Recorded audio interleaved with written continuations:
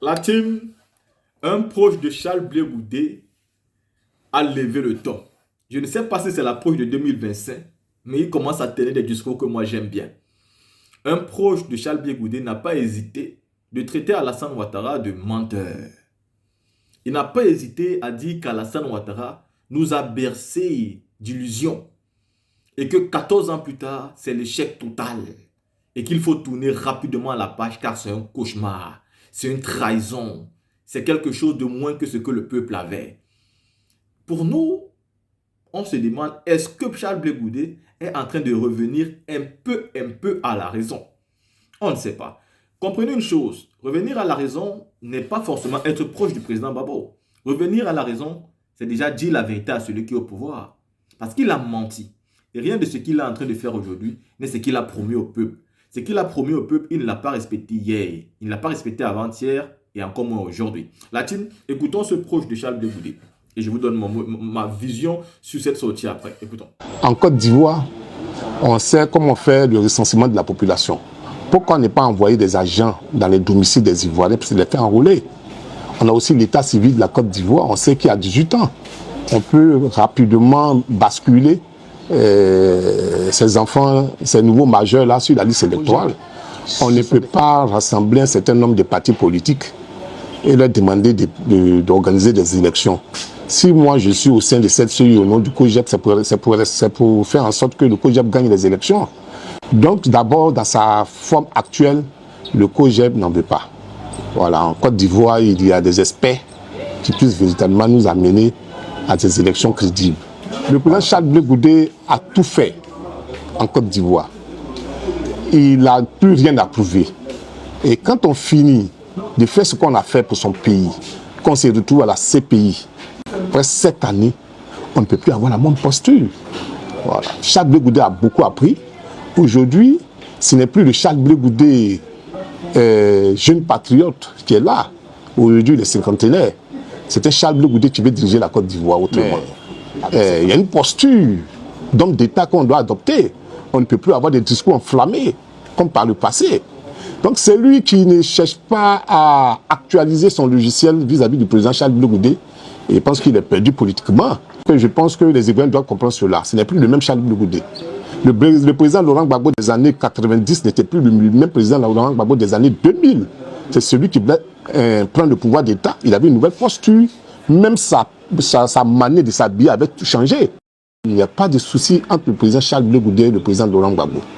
Il y a des gens qui veulent mettre des soucis entre eux. C'est vrai, le président Laurent Gbagbo n'a pas encore rencontré son fils Charles Blé Goudé. Il sait. Le président sait. Blé Goudé sait. Mais il y a des éléments dans lesquels nous ne pouvons pas rentrer. Mais je tiens à vous assurer qu'il y a un moment, les deux hommes vont s'asseoir pour parler. Pour nous, le RHDP est un pouvoir qui a vendu aux Ivoiriens ce qu'on appelle l'illusion. L'illusion de développement. On nous fait des ponts partout. Et au regard de ces ponts-là, on exige un quatrième mandat. Quel quatrième mandat?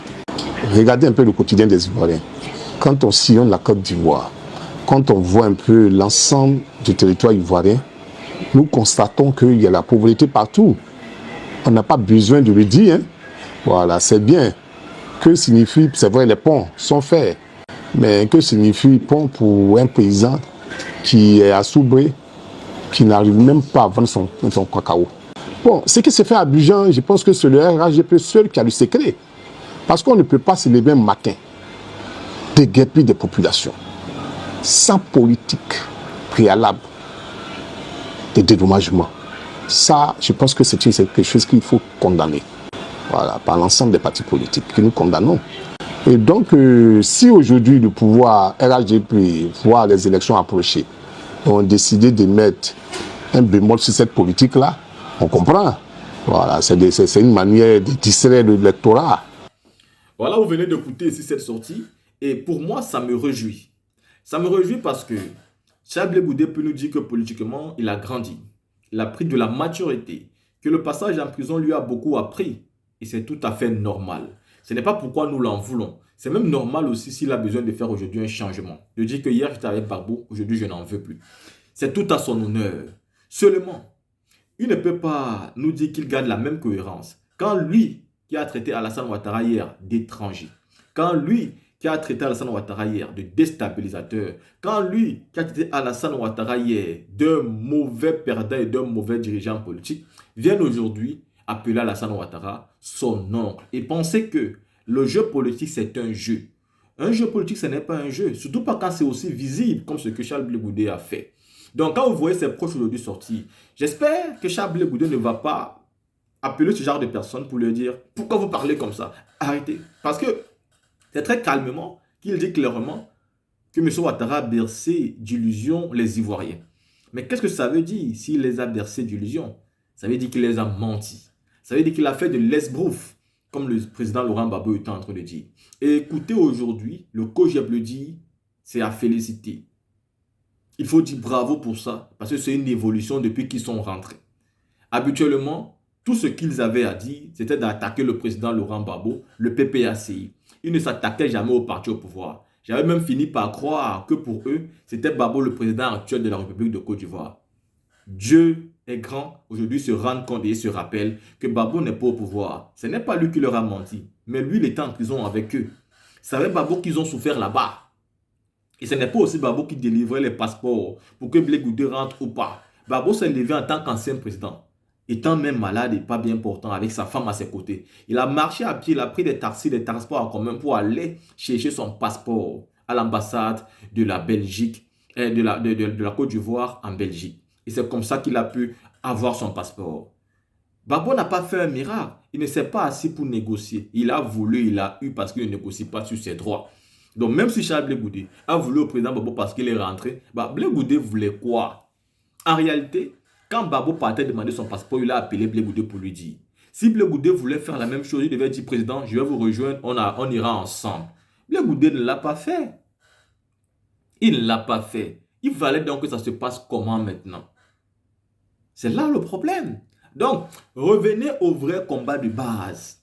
Le combat politique qui vise à transformer les vies des populations et qui passe par retirer ceux qui sont au pouvoir parce que vous estimez qu'ils ont échoué. C'est ça le combat politique. Les promesses d'Alassane Ouattara sur le thème des infrastructures ne sont pas aujourd'hui, c'est-à-dire ne sont même pas à 50% de ces promesses. Les promesses d'Alassane Ouattara en termes de logement ne sont pas aujourd'hui à 100% en termes de promesses et même pas à 10% avec tout ce qu'il a promis. Il avait promis une vie comme aux États-Unis d'Amérique où tous les Ivoiriens auront un toit. Aujourd'hui, est-ce que c'est accompli? Non. Le terme de promesse sur l'éducation et l'école gratuite, est-ce que c'est effectif aujourd'hui? Non. Le thème de promesse sur la démocratie, sur les droits de l'homme, sur les libertés individuelles, sur la non-emprisonnement des personnes injustement, est-ce que tout ceci a été respecté? Non. Alassane Ouattara a échoué du début à la fin. Et c'est ça le problème. C'est ça dont vous devez dénoncer. C'est ça dont vous devez dire. Et tous les hommes politiques, pas seulement vous. Et je suis quand même heureux aujourd'hui que vous ayez commencé à dire les vérités. C'est à féliciter.